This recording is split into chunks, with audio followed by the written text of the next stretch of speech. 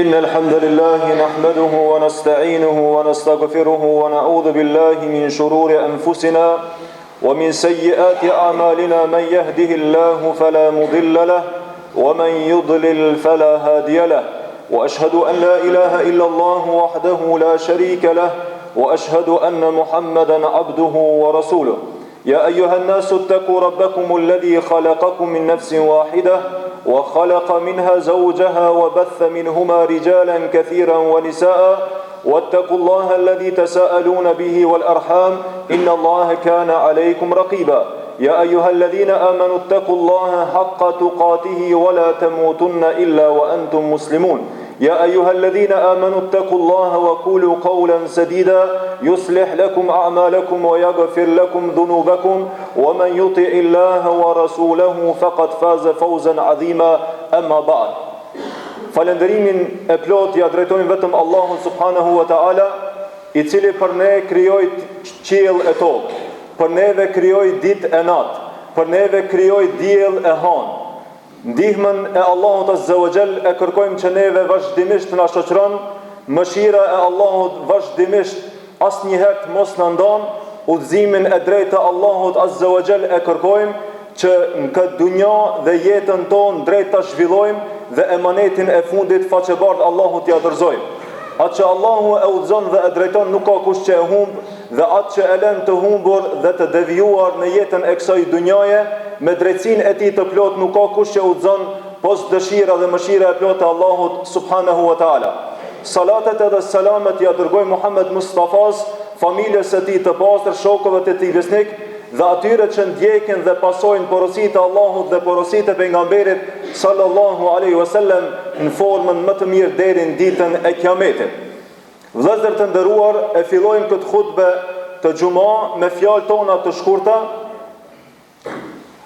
me disa ajete, të cilat ajete gjenden në surën Yasin. Sure që jam I bindur që shumica e besimtarëve e din ndoshta edhe përmendsh. Disa prej besimtarëve këtë sure e kanë veçuar me leximin e saj vetëm në natën e xuma. E disa e lexojnë vetëm kur janë net e mëdha. E disa ndoshta kanë arritur deri në atë drejtë që edhe e paguajnë leximin e surës Yasin dhe këtë sure I adresojnë të vdekurve. E ndoshta ata që e lexojnë surën Yasin në natën e xuma, as pak nuk ndalen në asnjë ajet të Kur'anit dhe s'paku pak të meditojnë dhe të analizojnë fjalët e Allahut azza wa jall. E të mos flasim për ata që e paguajnë leximin e surës Yasin dhe I adresojnë duke menduar se ata kanë bërë një vepër shumë të madhe. Kurse Allahu në Kur'an na drejtohet dhe na thot: Tanzil al-Aziz ar-Rahim litunzira qauma. E kam zbrit Kur'anin për kant. E kam zbrit Kur'anin a thua vallë ta lexojmë vetëm në natën e xuma dhe asnjë ajet mos ta kuptojmë dhe në fundin ajetit të surës ta përmbyllëm dhe t'i themi Allahu sadaqallahu al-azim dhe asnjë ajet mos lën mbres dhe ndikim shpirtin ton. Jo vallahi, nëse është kështu, atëherë ne jemi shumë lart kuptimit të vërtetë të Islamit. Nëse mendojmë se surja Yasin duhet të lexohet vetëm në natën e madhe, kjo është një gabim dhe një keqkuptim dhe një koncept I gabuar ndaj Islamit dhe ndaj Allahut dhe ndaj këtij Kur'anit famëlar.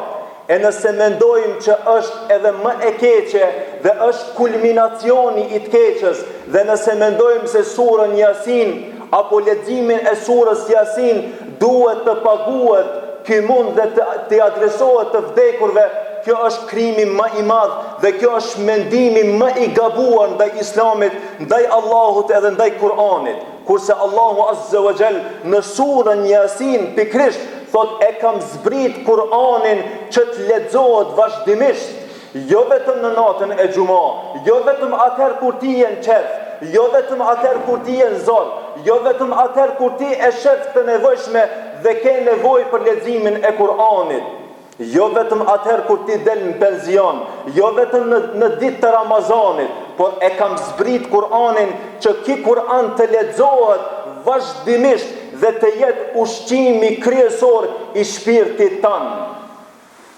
Allahu Azza wa Jall në surën Yasin nuk na flet për ndonjë ibadet konkret, nuk na flet për namazin, nuk na flet për zeqatin, nuk na flet për haxhin, ashtu sikur se disa islamofoba mendojnë se ky Kur'an ka zbrit vetëm për 5 kushte. Vallahi në surën Yasin, elhamdulillah, Kur'ani tash i përkthyer në krejt gjuhët e botës. Allahu në surën Yasin ka zbrit 3 ajete që flet për astronomin. E për këto ajete nuk ja drejton vetëm atyre që miren me lëmin astronomisë. Litun dhire kauma, i ka zbrit këto ajete dhe flet për çështjen e astronomisë dhe me këto ajete i drejtohet gjithë muslimanëve, ju drejtohet gjithë njerëzimit për të arrit një urtësi, për të arrit një qëllim që na muslimanët duhet të jemi më të vetëdijshëm dhe të mos e ngushtojmë rrethin e Islamit, por ky Islam është i gjanë dhe kërkon mendje të madhe dhe shpirt gjanë. Allahu në Kur'an thot: "Wash-shamsu tajri li mustaqarriha, dhalika taqdirul azizil alim." Diellin që e shohim në çdo mëngjes, diellin që e shohim në çdo mëngjes dhe e shohim në çdo ditë kur lind dhe perëndon.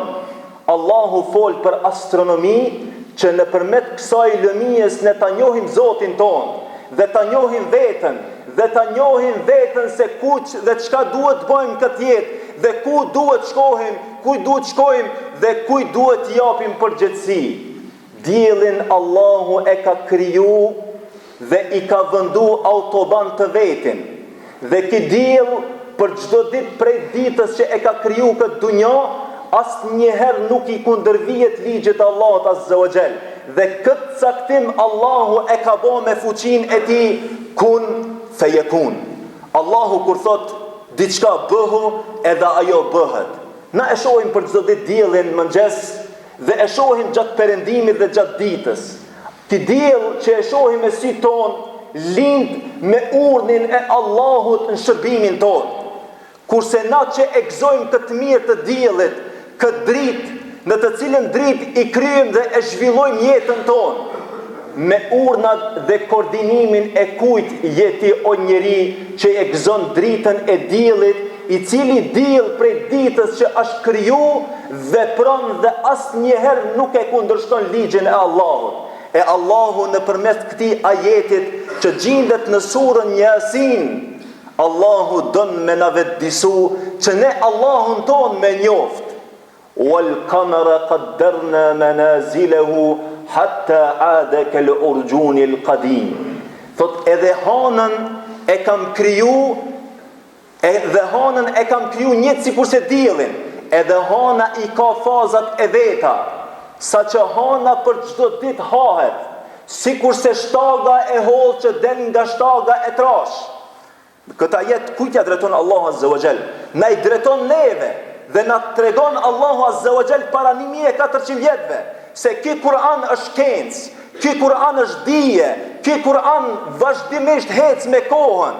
Ky Kur'an ju shërben të gjithë shkencave që sot kanë hec përpara, mirë po për fat keq na muslimanët e kemi marrë Kur'anin vetëm për recitim dhe për asnjëherë të mos kuptojmë prej Kur'anit dhe për atë arsye jemi në këtë gjendje ku jemi.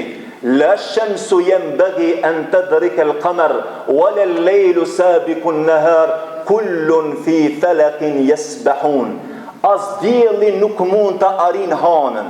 Para mendoni Allahu Azza wa Jall prej kur e ka kurdis këtë dunjë, kur është taku dielli me hanën. Asnjëherë nuk dihet se është taku dhe është ndesh dielli me hanën, për arsye se këto krijesa veprojnë dhe hecin me ligjin e Allahut Azza wa Jall. E as nata nuk mund ta kalon ditën, por çdo krijesë, çdo planet hec në orbitin e vet. Allahu Azza wa Jall për këto planete gjigante, për këto krijesa qiellore, për këto trupa qiellor, Allahu na flet dhe na tregon për fuqinë e madhe të Allahut Azza wa Jall dhe na tregon se sa njeriu është i pafuqishëm. Sot sipas paralajmërive është se sot është eklipsi. Ndonjëherë Allahu din me ndryshu edhe ligjet kosmologjike. Mirë po, jo me e prish dunjan, por neve me na vetëdishu dhe me na tregu se Allahu është i plot fuqishëm dhe a ka dikush me fuqin e ti që mundet me ndal eklipsin.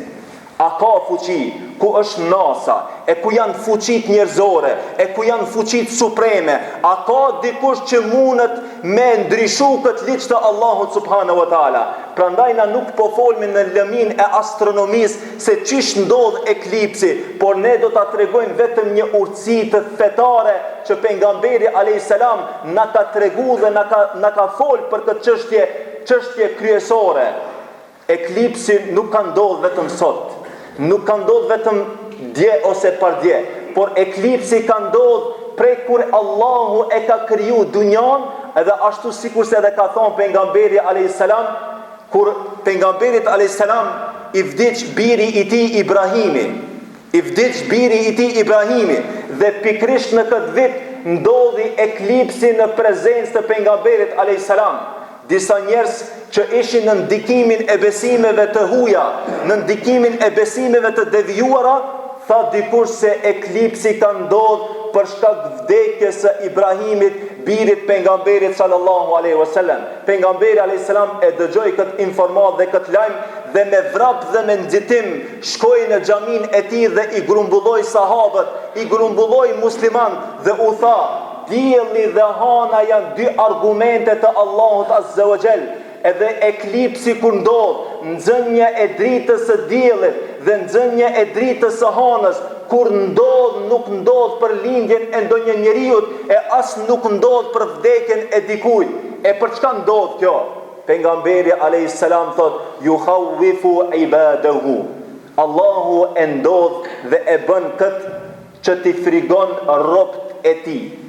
Nëse na nuk marrim mësim nga lindja e diellit dhe nga perëndimi i diellit, Allahu Azza wa Jall ndonjëherë e ndryshon gjendjen, ndonjëherë e ndryshon ligjin e tij dhe e bën eklipsin që njerëzve të ju fut frikë, jo të frigohemi prej sikur se frigohemi prej arushës, jo të frigohemi sikur se frigohemi prej ujkut, por të frigohemi një frikë që ngjall vetëdisim në zemrën dhe në shpirtin ton, se na duhet të jemi ata pikrisht njerëz që e njohim Allahun ton dhe punojmë në tokën e Allahut me koordinimin dhe dirigjimin e Allahut subhanahu wa taala. Prandaj pejgamberi alayhis salam kur e pa eklipsin me vrap dhe me nxitoi në xhamin e tij dhe i fali vetëm 2 recat, të cilat 2 recat ishin specifike, dhe kështu pejgamberi alayhis salam u fal, e mori tekbirin e parë dhe lexoi surën Fatiha dhe pas Fatihas lexoi një sure të gjatë, pastaj shkoi në ruku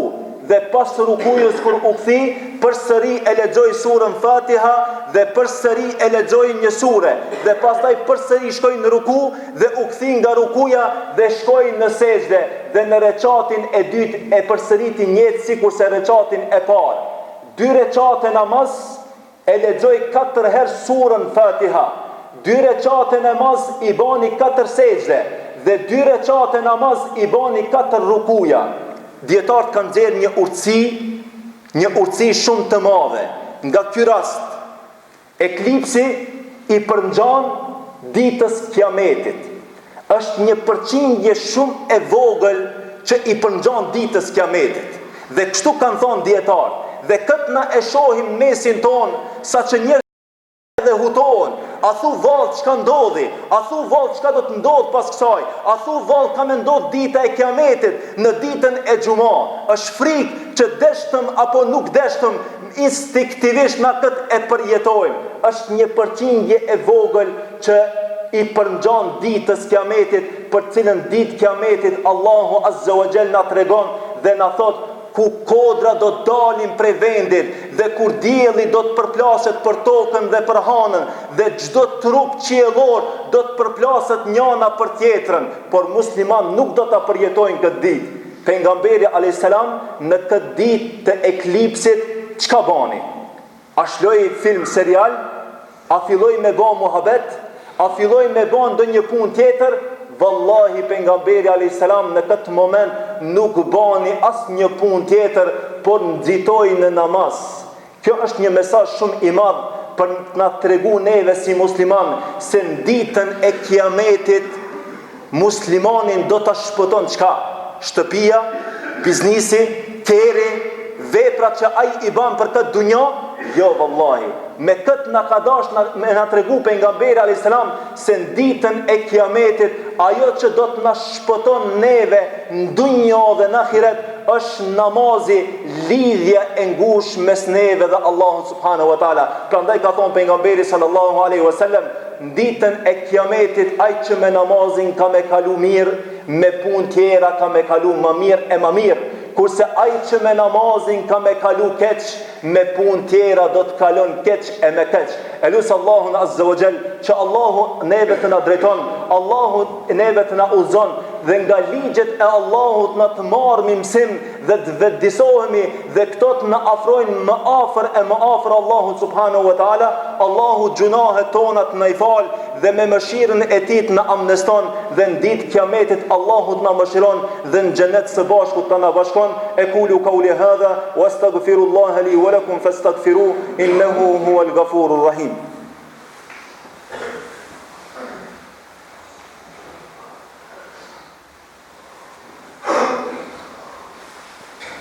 الحمد لله حمدا كثيرا طيبا مباركا فيه وأصلي وأسلم على أشرف الأنبياء والمرسلين محمد عبد الله المبعوث رحمة للعالمين. إن الله أمرنا بالصلاة والسلام على نبينا المختار. اللهم صل على محمد وعلى آل محمد كما صليت على إبراهيم وعلى آل إبراهيم إنك حميد مجيد.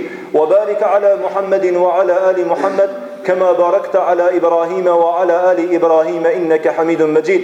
إن الله يأمر بالعدل والإحسان وإيتاء ذي القربى وينهى عن الفحشاء والمنكر والبغي يعظكم لعلكم تذكرون.